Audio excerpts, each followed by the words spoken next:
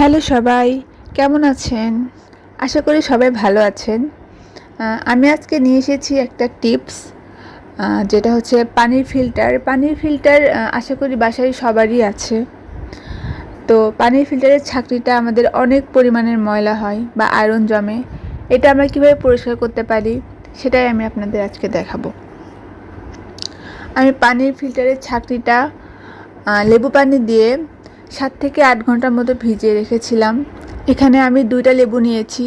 আপনারা দেখতেই পাচ্ছেন আমি লেবুগুলো কিভাবে দিচ্ছি পানিতে। তো এরকম করেই পানিতে ভিজে রাখতে হবে 7 থেকে 8 ঘন্টার মতো।